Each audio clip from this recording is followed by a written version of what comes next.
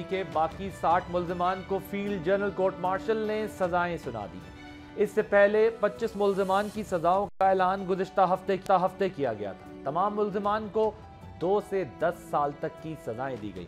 سزا پانے والوں میں بانی پی ٹی آئی کے بھانجے احسان نیازی بھی شامل ہیں، جن کو 10 سال قید سزا بامشقت سنائی گئی ہے۔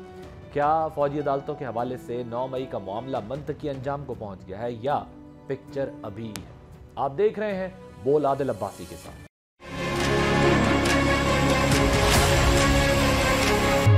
انہوں نے بڑا کلیئرلی کہا ہے کہ سب کو رہا کریں، مجھے اگر جیل میں رکھنے آپ جیل میں رکھ لیں۔ ہم 31 جنوری تک اس مذاکرات کو منطقی انجام تک پہنچانا چاہتے ہیں۔ 2 تاریخ کو حکومت کو بھی یہ بات فارملی آغاز کر دی جائے گی۔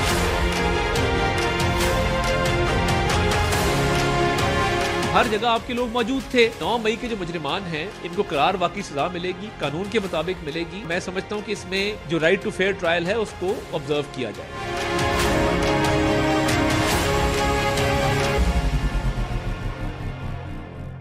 آج فوجی حراست میں لیے جانے والے 9 مئی کے ملزمان پر چلنے والے مقدمات کی سماعت مکمل ہو گئی ہے۔ تمام مجرموں کے پاس اپیل اور آئین میں دیے گئے دیگر قانونی حقوق برقرار ہیں۔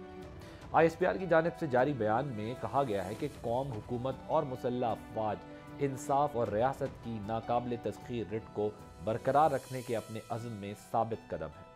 یاد رہے کہ حال ہی میں امریکہ اور یورپی یونین کی جانب سے 9 مئی ملزمان کے فوجی ٹرائلز پر سوالات اٹھائے گئے تھے، مگر کسی بھی عالمی دباؤ کو مسترد کرتے ہوئے فیلڈ جنرل کورٹ مارشل نے قانونی کارروائی مکمل کی ہے۔ دیکھنا ہے کہ کیا فوجی عدالتوں میں 9 مئی کا چیپٹر کلوز ہو گیا ہے یا ماسٹر مائنڈ کی تلاش جاری رہے گی۔ سوال یہ بھی ہے کہ اس پیش رفت کے سیاسی صورتحال پر کیا اثرات مرتب ہونے جا رہے ہیں۔ سبسکرائب کریں اور بیل دبائیں تاکہ کوئی خبر رہ نہ جائے۔